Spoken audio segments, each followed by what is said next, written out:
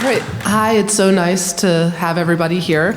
I don't think Jeannette Walls needs any introduction, but I am so happy to be here with her. I'm a longtime admirer of her work, starting with the Glass Castle, which it's a round of applause. Thank you. Thank you. Kind of changed the way I thought about nonfiction.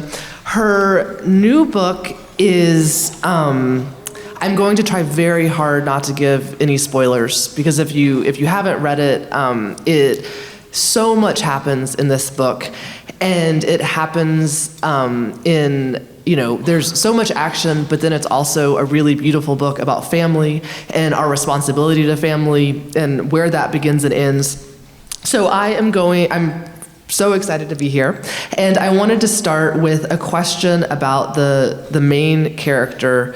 Well, should we start with a description of what the book is about? Do you want to tell us? Okay. No, go ahead. You're doing better than I could. Okay, so the main character is a girl. We meet her as a girl. Her name is Sallie Kincaid, and she is kind of cast. It's set during Prohibition in Virginia. She's kind of cast aside by her father and sent away to live with an aunt. And she is brought back after her stepmother dies, and she takes. She becomes a big part of the family business, and a lot of stuff happens to her, and she makes a lot of stuff happen too. So I guess that was my first question. Did the book start with Sallie? How did the book start? Gosh, I had. It started so many ways. This stupid book has been in my head for forever, and I kept on waiting for it to go away, and it wouldn't. And I guess that's a sign that you need to write it, because I kind of didn't want to write this dang thing, and it just wouldn't go away. I'm fascinated. I'm so gratified that you talked about family, because, for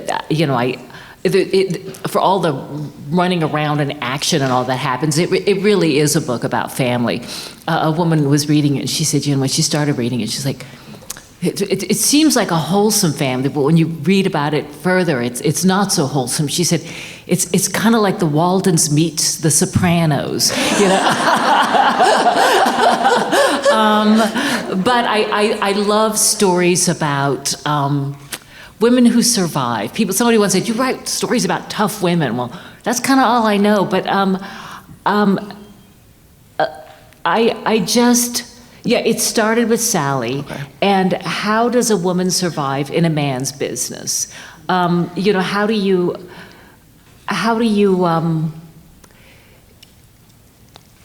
stay true to family? How do you stay true to your roots? How do you stay true to people you love and still be your own person? Yeah, well, I feel like in almost every major event in the book, there is this question of how responsible are you to your family? And what and how much of yourself do you give, and how much of yourself do you keep? Right. Well, that was absolutely at the core of it. A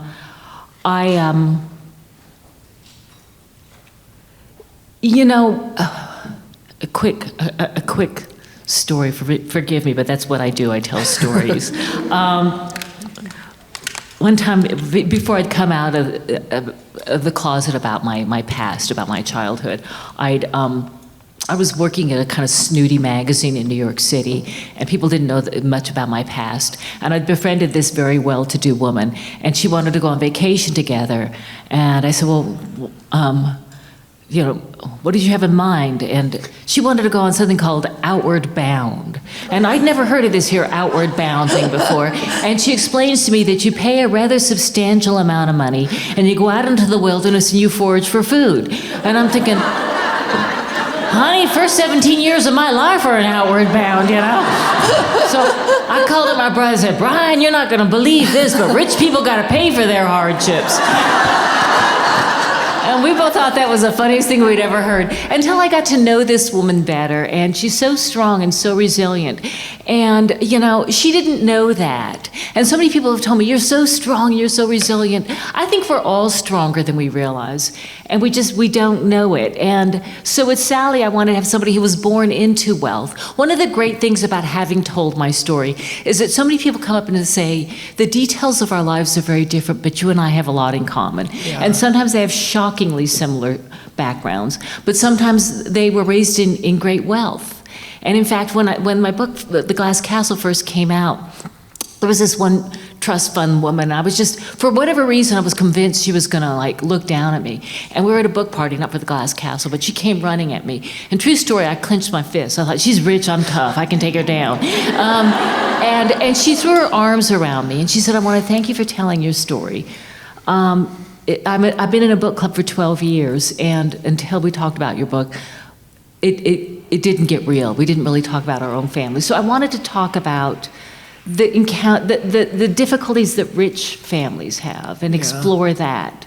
I already talked about how tough it is to be, and I have a little bit of money myself now. I got flush toilets. Life is good. But you push the handle, it all goes away. Life is good. So I like having money, but it does come with certain problems, and so does power. So that was one of the things I really wanted to explore in Hang the Moon. Is you think you're destitute. You think, oh, if only I had money, all my problems would be solved. And so Sallie comes into this world where there is money and power, and some of the dilemmas she encounters. And it's interesting because at first she doesn't have access to the money. I mean, she's a woman and she's a child. I guess she's a girl then, but she is. It's in the background, but it's not something that she has access to. I was interested. I mean, this seems like I was going to say that this seems like your first foray into historical fiction, but then of course you have Half-Broke Horses, but then that's kind of a true life novel. Yeah. But I'm defining historical fiction as fiction written before a time that the author has access to, so fiction that one has to research to gain access. Right. I mean, would you say that this is your first kind of pure historical fiction? I think it's almost my first fiction. Yeah. I think that two of my books were labeled fiction. The Half-Broke Horses, which was about my mom, but it was about my mother's mother, actually. And I called it fiction because I have no idea how much of it is true. And The Silver Star, but I never thought I would write fiction. Growing up, I wanted nothing more than to be a journalist. Both of my parents were writers, but once I found out that you could actually get paid a salary for writing, oh my gosh, for writing true stuff, and I wanted nothing more than to be a journalist, to go to New York City, and there I was. And for whatever reason, I started out writing about poverty. For whatever reason, I ended up writing about celebrities. I was the bonehead you see on television, sticking my microphone into celebrities' faces, asking them who designed their outfits. And I, as I said, I was working at a kind of snooty magazine. Nobody knew anything about my past. There was one gentleman who knew a little something, and he was the only, rather, he knew nothing, but he was the only friend I had. He was the only really friend I had. And one day he said to me, Jeannette, there's something about you that doesn't add up. And when I ask you about your past, you changed the topic. And why is that? So I changed the topic. And he said, if we can't be honest with one another, we can't be friends, because that's what friendship is all about. So I swore him to secrecy and everything. And I told him a little about my past, and his first reaction was, that would make a great book. And I married him. And he pulled it out of me. I did not want to tell him anything. But it's interesting, somebody once told me, a very wise man once said, secrets are a little bit like vampires. They suck the life out of you, but they can exist only in the darkness. And once they're exposed to light, there's a moment of horror, but then poof, they lose their power over you. And I found that to be true, and I thought I'd go back to my day job, sticking my microphone into celebrities' faces. I thought I'd get fired from that, but when I wasn't, I was like, okay, I'll go back and interview celebrities. And then one very well-known woman, who I will not name even if you pull my fingernails off, she said, would you please turn your microphone off for a second? I want to say something to you off the record. And she said, I want to thank you for telling your story. My father's also an alcoholic, and I bought a bunch of copies of your book and given it to friends who do not understand how I could love somebody who's done such horrible things. And I thought, dang it, I can't write anything mean about that woman again. And I didn't get fired from my job. I got defanged.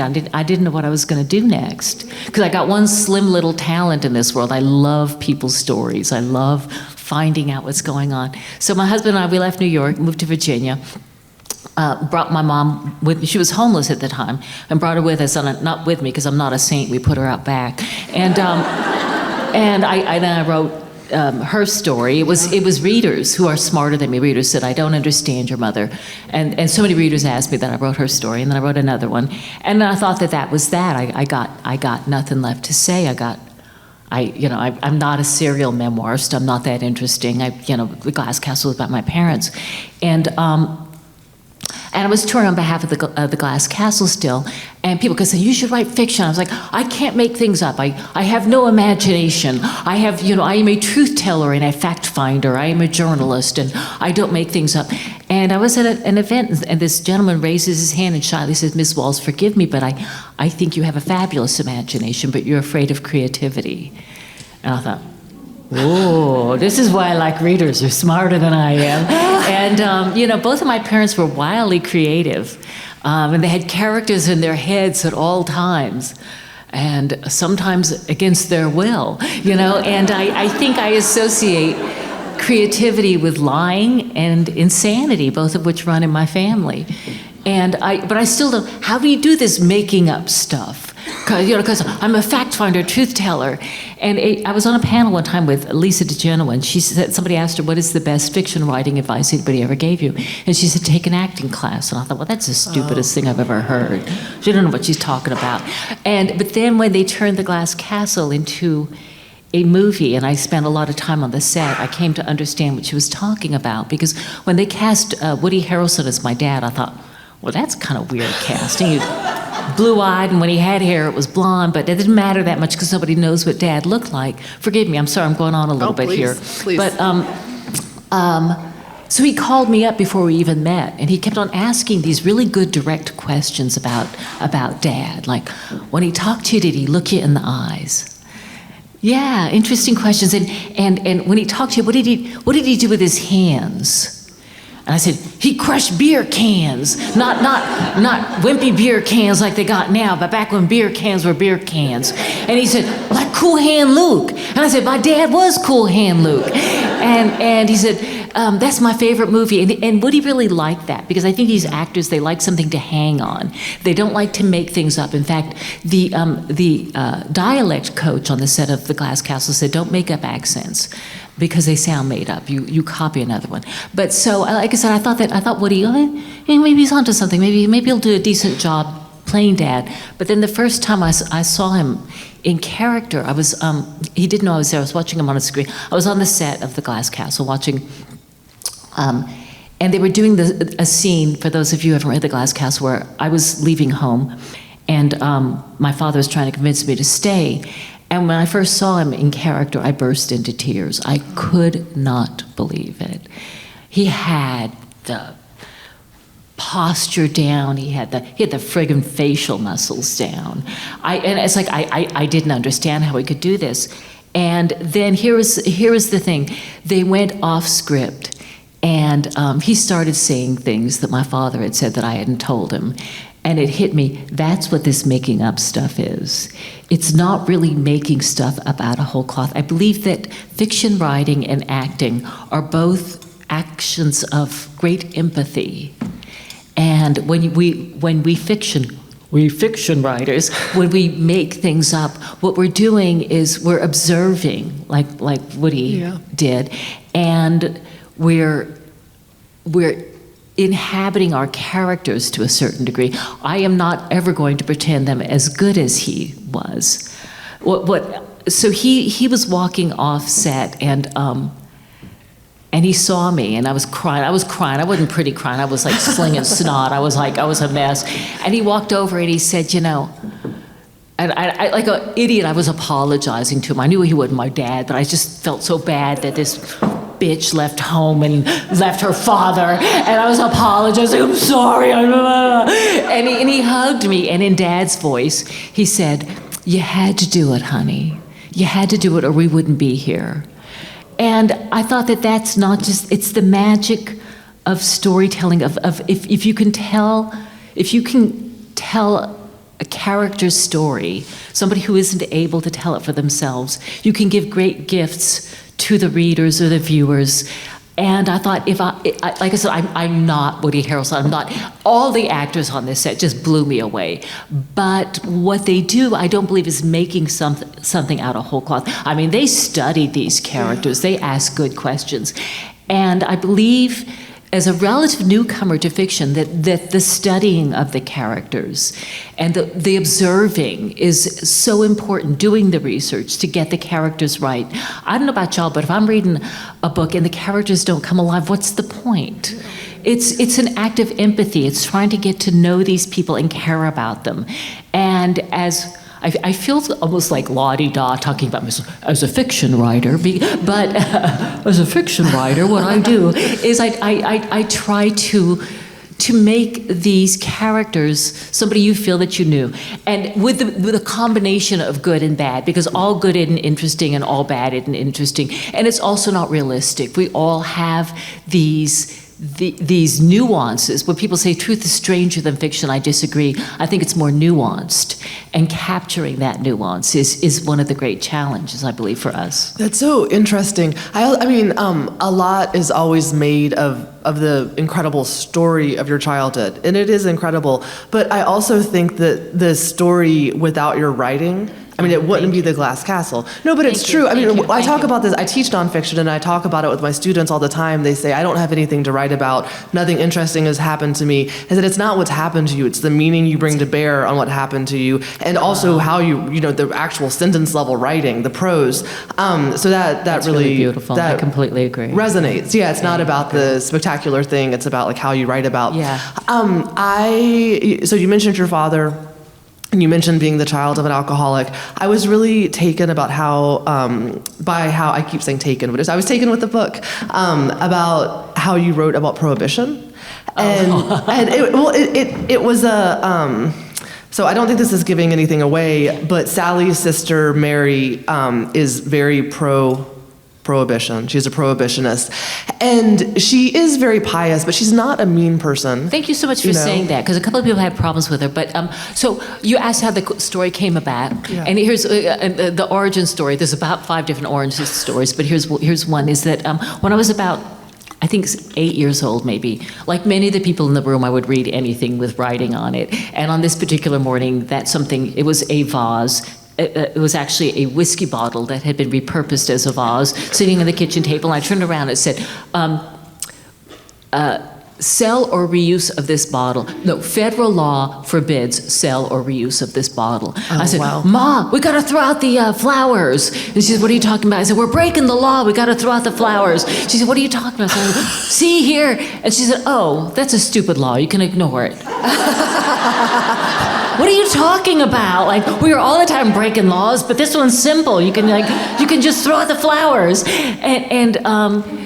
And she explained to me about Prohibition, and I wanted to live during this wondrous time, with having a raging alcoholic dad. Like, when, if drinking was illegal, all our problems would be over. And Mom said, oh no, there's something more important than the government's law, and that's the law of unintended consequences. And she explained to me about Prohibition, and I was just riveted. I thought it was Mom's wacky alternate view of reality, but of course she was right. So I did a lot of research on Prohibition, and it was so interesting to me because it was passed by many well-intending people. Yes. And you read the editorials and the speeches of the time, and many people genuinely thought that Prohibition would end crime.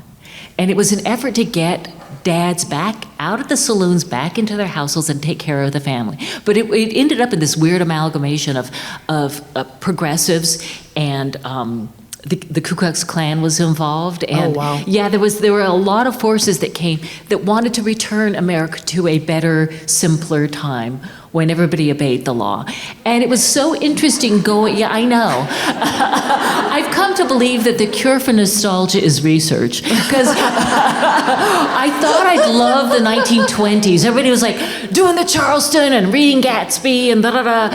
And boy, it was so much, the casual racism and the gleeful sexism was just, and I'd emerge from being too deeply immersed in this research with just the lynchings and the hatred and the anxiety. It was a time of great change, and that's one of the reasons I was drawn to it. Yeah. America was really kind of coming of age, and people were getting bathrooms and automobiles. I think it's hard to understand how much the automobile changed life, especially for women. My editor kept saying, you got to talk about how much getting the right to vote changed women's lives.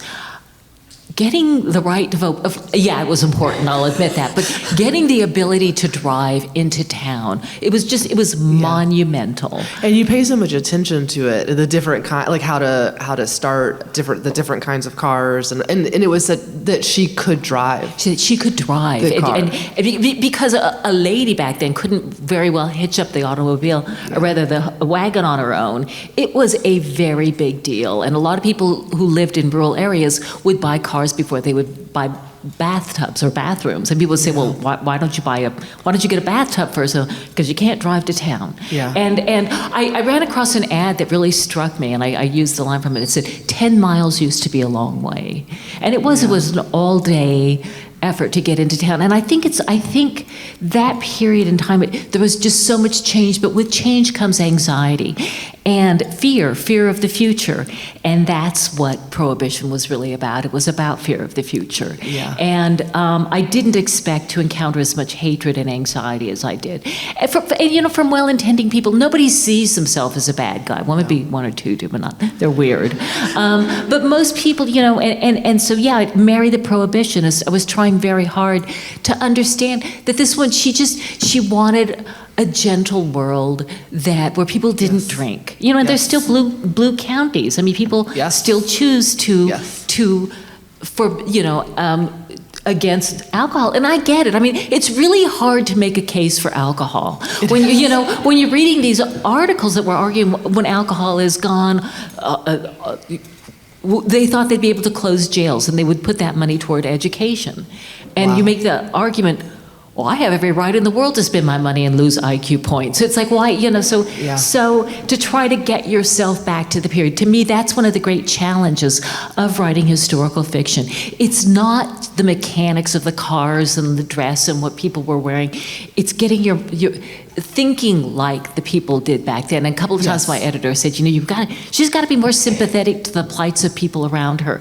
And she does. She has to be sympathetic, but she can't sound like she just came from a Black Lives Matters meeting, because that, it wasn't the way people were thinking back then, even the open-minded people. Yeah. But how do you make somebody sympathetic to, and walking, I spent too much time researching this stupid book, but every single word, every single phrase because I wanted to make it sort of colloquial and spoken, but the slang from the period. I came across a wonderful resource, Green's Dictionary of Slang, that will tell you when various curse words entered the lexicon and where. And originally Sallie was a real potty mouth, and her go-to curse word was, forgive me if anybody's got really delicate ears, but her go-to curse word was dumbass. And she was all the time talking about the dumbass law. And I found from Green's Dictionary of Slang that was a mid-century curse word. Probably post-World War II.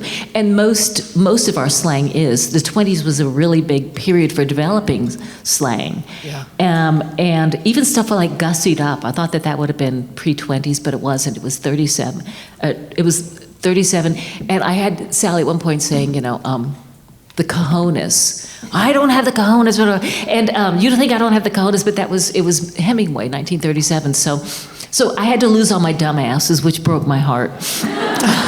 But once I did, I felt it was more authentic, because I think that somebody like Sallie wouldn't have been cursing.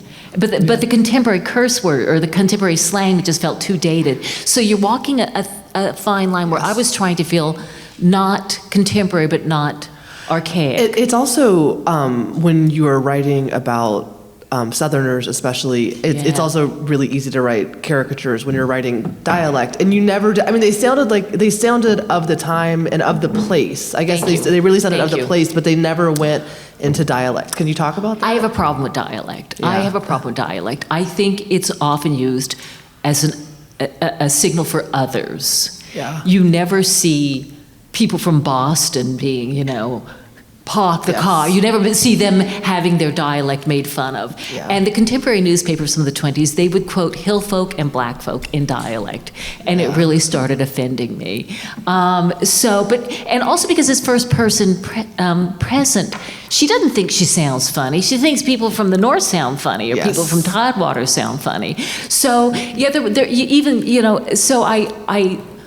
I very consciously chose not to do dialect. I find it kind of offensive. Did you try it in dialect, or did you never even try it in dialect? A couple of times I accidentally put in a dialect word, and it would take it back out because even in these small towns,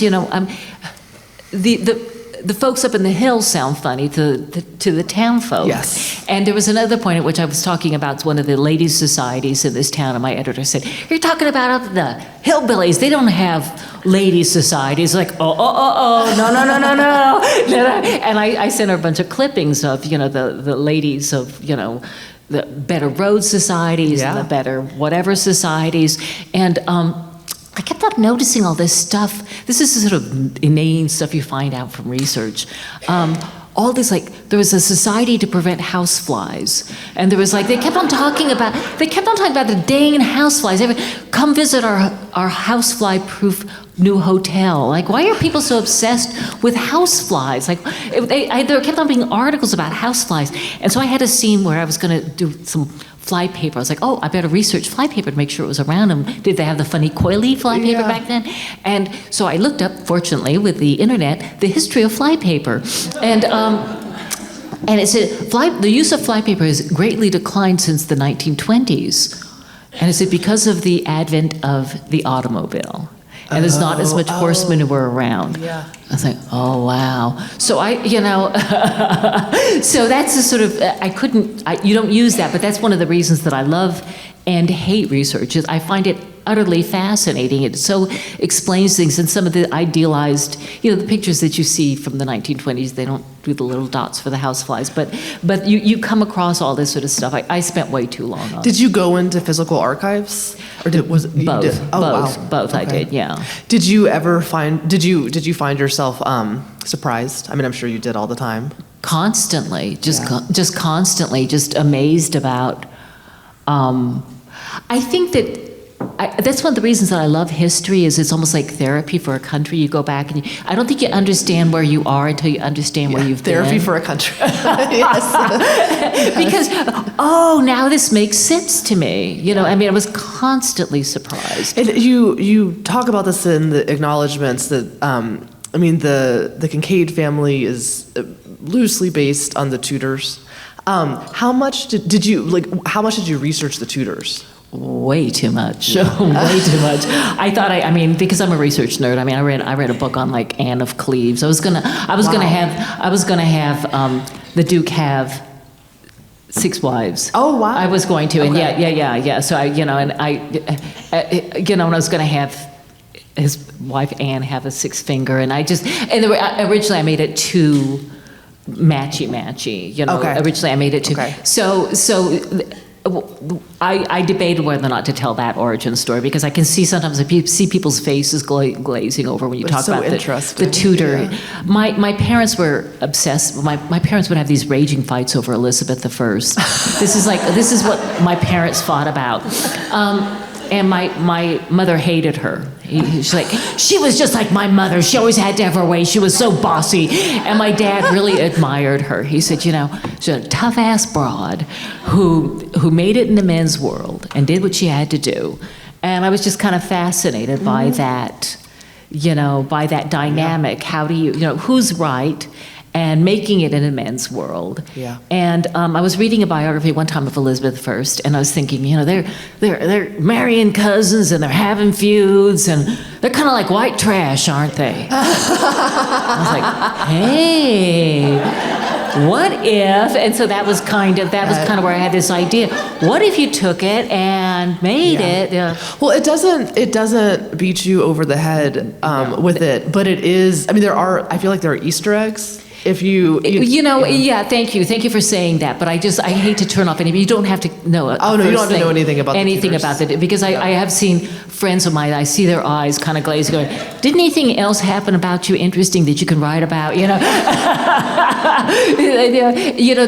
love it in Canada. They get it when but it's such a. I mean, it's a page turner. I mean, what happens with. Inheritance and how people inherit things, and especially the final revelation. I mean, I gasped. I was so like when we learn kind of the connection of one character. I know I'm being vague, but I don't want to give spoilers. But it's so complex, and when the Duke dies, spoiler. I'm sorry. But he's such a linchpin for so many people. Yeah, he is, and some people got mad at me that's out of the bag, but that he died because he was a fun character. I had a lot of fun with him. Yeah. I mean, he left off the page. He was a lot of fun to write about, and and that's one of the challenges of fiction. Yeah. It's like navigating in an ocean. Not that I would know because I never navigated an ocean, but like when you're navigating on ground, any nonfiction writer, we shape our truths by the stories we tell and how we choose to tell them. We're all storytellers, and anytime anybody asks you, how was your day, you choose which stories to tell. But there are paths. You can choose which story to tell, but you don't say, well, I went over to Ukraine and beat the Russians today. I mean, there's lying and there's, but with fiction you can go in absolutely any direction, and so it is quite the challenge. Do I let this character live? Yeah. Do I let this? And it's kind of daunting. And people say, "Oh, it's must be so much easier. You can just make stuff up." But the big challenge is it has to feel believable. And when you're borrowing things from real life and stitching them together, you want to make sure it's not this Frankenstein where the arms are too light. The pieces have to fit. The characters' actions have to be believable. Yeah. I mean, I think it can be paralyzing to have, anything can happen. I mean, anything can happen. No, and it's the tyranny of choice, because when you are writing nonfiction, how do I tell this story? Yeah. What really happened? For me, that's when my writing doesn't work. It's usually because it's too shallow, and I'm not going deep enough. What really happened here? But then when you're writing fiction, it's more so, what am I trying to do here? What am I trying to say? What am I trying to make the reader feel? And it's quite manipulative. Yeah, it is. I mean, I was also interested in what a big part of the story's setting was. Oh yeah, setting. And was that something, since you have lived in Virginia for so long, is that something that you were conscious of when you were writing? Oh yeah, I love Virginia. I love the South. I know that to y'all, Virginia's not really that southern, but yeah, I just I love the, Virginia is just so complex, and it was the home of our founding fathers, and so many of our founding fathers, and I'm not that far from Monticello, or all men are created equal, and I got a couple of them on my own, and it's just the contradictions. I love the contradictions of the world, of the good and the bad, and trying to weigh, and of somebody like the Duke, of somebody, who is so patriarchal and in some ways benevolent, and in some ways just tyrannical. And how do you reconcile that?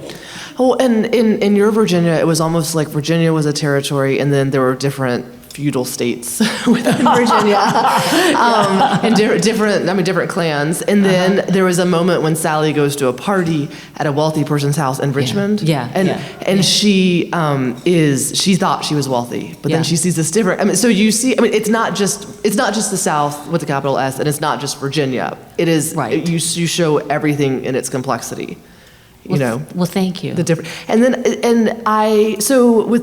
there's a lot made of all of the different the car chases, without giving anything away, which are very, very gripping.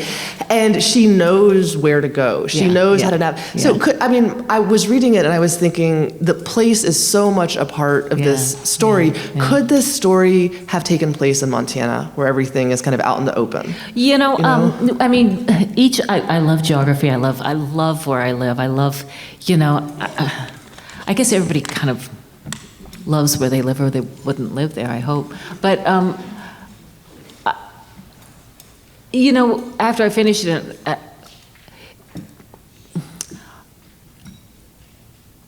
the whole, the driving aspect, NASCAR racing came from moonshine running.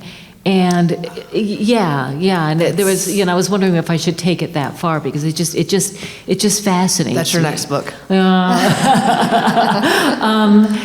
then after I finished, the Glass Castle, I went to somebody and I did a little research on what happened with them during Prohibition. It's like, oh my gosh, this is so interesting. See, that's one of my problems. Everything fascinates me. That's why the research took so long. But yeah, it could have happened anywhere, but the story would have been different. Yeah. I mean, I am such I still go back to fact whenever I'm trying to, what makes sense here? So I did a lot of research on Virginia during Prohibition, and there was one county in Virginia, Franklin County, that after Prohibition failed, there was an investigation what the heck went wrong, and there was one county, Franklin County, that was estimated that 99% of the residents were involved in moonshine making or distribution in one form or another. And the fastest, most fierce moonshine driver, the one who usually led the caravans and had driven more moonshine than any other person, was a woman. And her name is Willie Carter Sharp, and not a whole lot is known about her. I tried to find out more about her. And the main character, Sallie, is not based on her, but I think I would not have made Sallie running moonshine if there wasn't a historical precedence. If I thought that, women wouldn't have done that. Mm-hmm. I also got a lot of the mechanics about the moonshine industry, because I thought I'd find a lot of first-person accounts, but moonshiners weren't keeping diaries. So I depended a lot on newspaper accounts, but just finding out what was liquor going for, what was the price of it. So it was mostly newspaper accounts, but also the trial, it was called the Great Moonshine Conspiracy, when Franklin County was tried on what happened, and in fact, the local sheriff was involved in the operation. And I would not have felt comfortable making that sort of stuff up. Yeah. I think you have to sort of know, well, this could have happened, and so pretty much every event in Hang the Moon is based on a historical precedent. That's so interesting. But I think for me, one of the hallmarks of good historical fiction is that a character does not seem too modern, that a character seems of their time, and that you could pluck them out you could pluck Sallie out of the 20s, but she would be a different person now because of the different kind of opportunities for her. You just gave me gooseflesh, so thank you, because it makes me nuts when I read historical fiction and it feels like it's a modern person. But you also don't want to have them sound too old-fashioned either. It's a fine line. It's a very fine line. So you want to make them relatable, but I tried to quote some of the dialogue from the newspapers, and it just sounded too I had to update it a little bit, and I couldn't replace my dumbasses with gee willikers. It just didn't work. How did you get inside of her head? Just thinking about her day and night, just thinking about her all the time. In fact, a couple of times when I was strapped on dialogue and the dialogue felt phony, my husband and I would act it out. Oh, interesting. And he would play the Duke or whomever, and I would be Sallie, and he'd say, just don't think about it, just say whatever comes to mind. Yeah. And he'd say something, and that's your line, Jeannette. Yeah. I remember when I was writing my first novel set in the 30s, I went to the grocery store and I thought about the main character, and I thought, what would she get here? And I was like, they didn't have grocery stores like this. Like, she wouldn't get bananas. But they have a way of embedding themselves. Completely. And it's the first thing you think about every morning, the last thing you think about at night. But then, I would go to grocery stores and I would think about, it's just so friggin' easy now. Yes, it's so easy. And And then whenever I read somebody say, "Oh, this house is from simpler, better times," there might have been certain things that were simpler about it, but everything was difficult. Everything was dirty. Everything was really.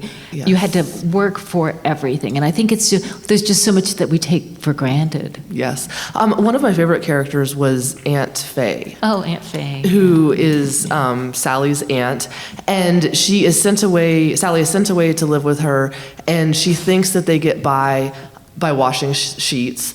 And we learn later that Faye is doing something else. But it is, I mean, she's a very resourceful person, but she lives, totally at the mercy of men. Yes. And then Sally kind of becomes a man. I mean, for all intents and purposes to her.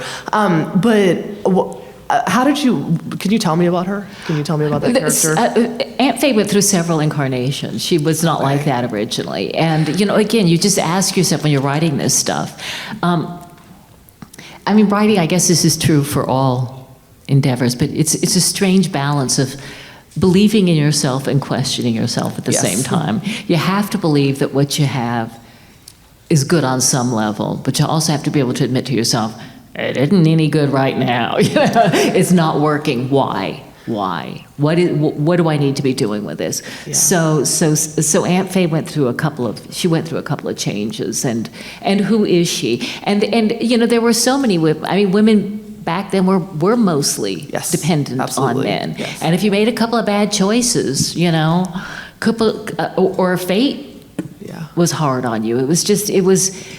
It's very easy for people to dismiss feminism but you go back there and you look at what your choices were back then. And there were women who were professional journalists and all that, but I don't think you could have the career and the family. I think you had to make the choice. You could have a career if you were of a certain class. And women were starting.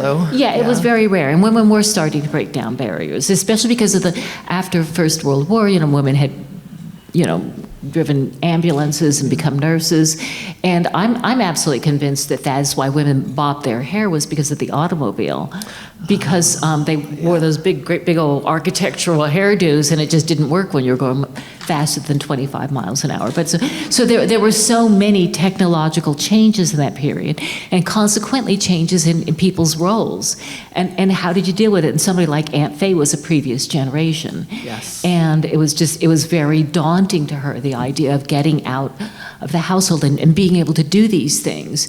And for Sally, because she'd been booted from her comfort, and I think that gave her greater empathy. I remember one time Barbara Walters was saying that she had a disabled sister, and she believed that taught her empathy, that's why she was as good an interviewer as she was, is that if she'd been too isolated and taken care of her entire life, you don't learn about how other people live, you don't have the sympathy. So I think that Sally's leaving the big house, is what I called it, that she lived in, and having to live with Aunt Faye for a while, really opened her eyes up to how people actually lived. Yes, absolutely.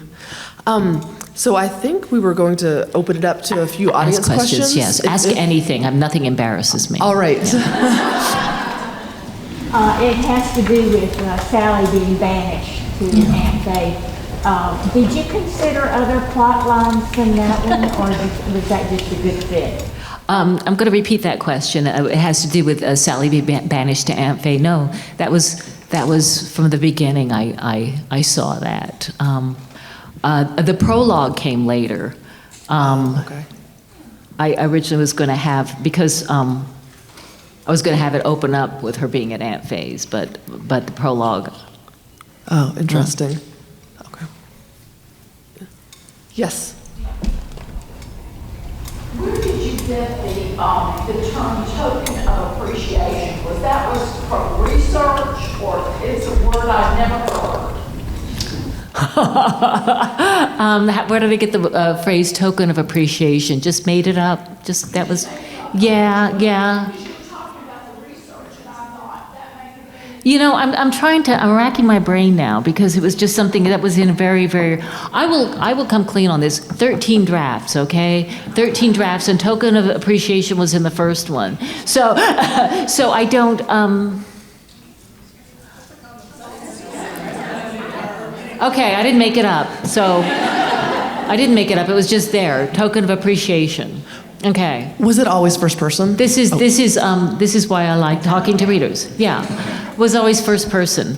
No, thank you for asking that. It was not always first person, and it was not working.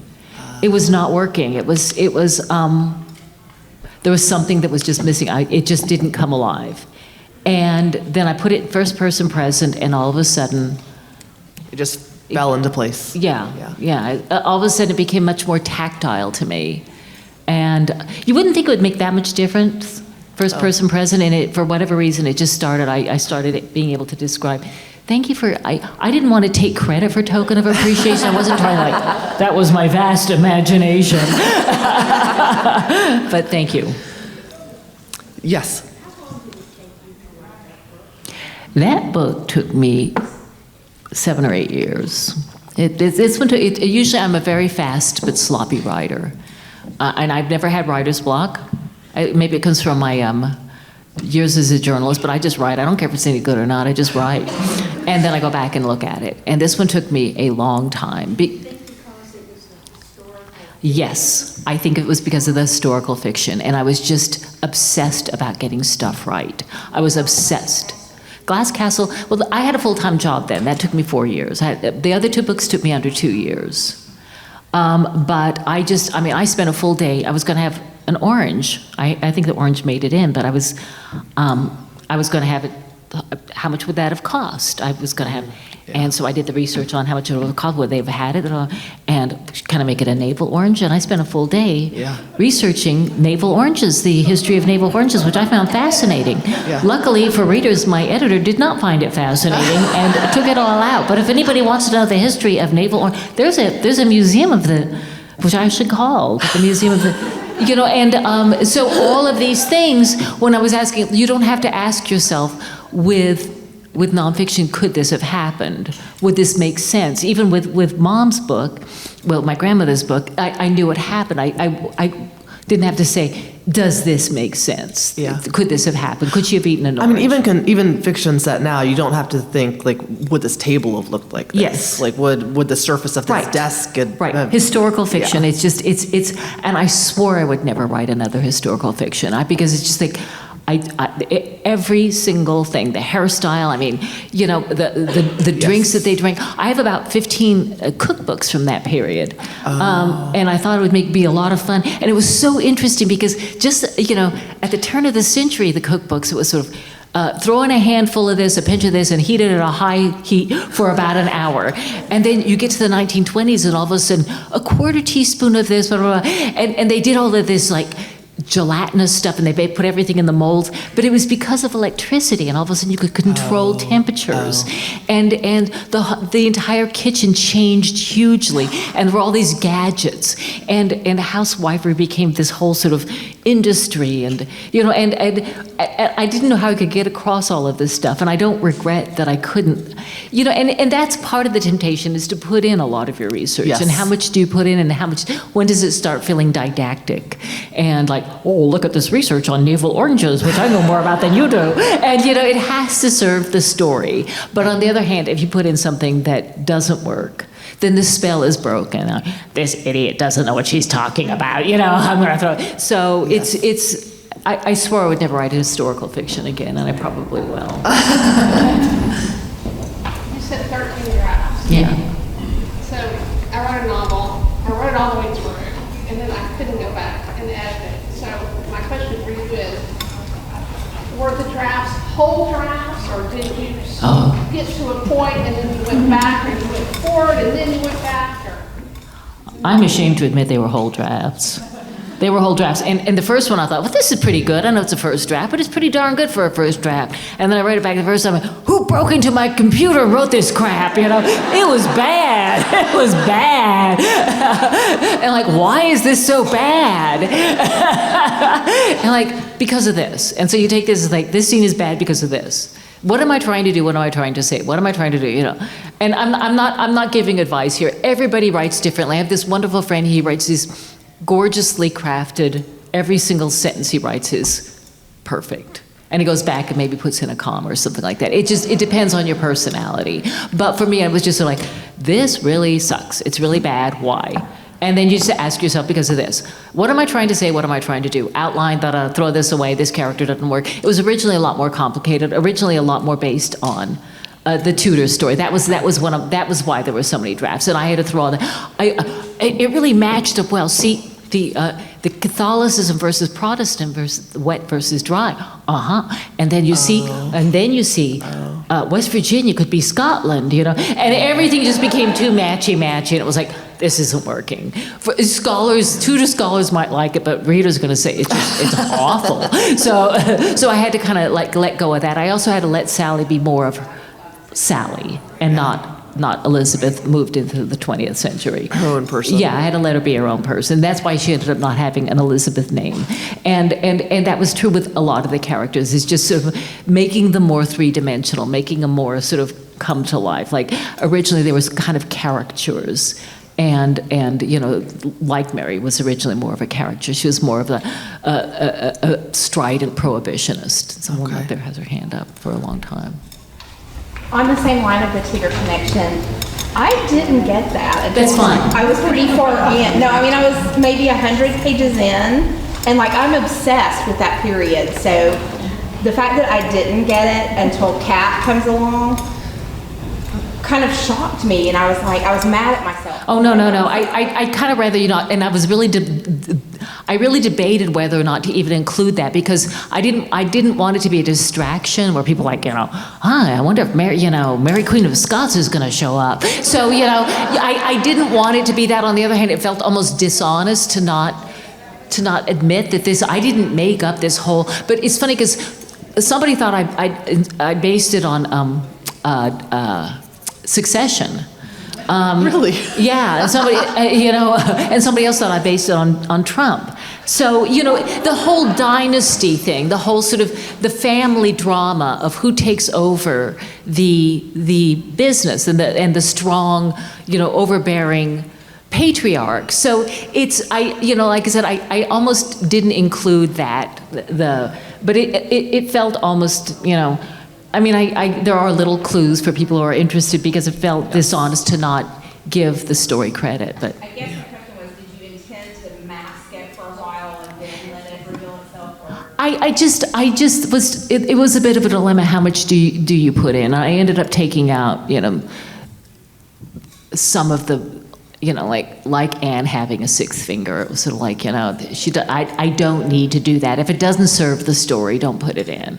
So there were these little winks and nods, get it? And I just took them all out. It's sort of like, no, if it's not, just let the template of this important, powerful family that a woman, ends up being very important in it when she was thought not to. And unfortunately, I just found the Elizabeth research just so fascinating. And it's another example of how,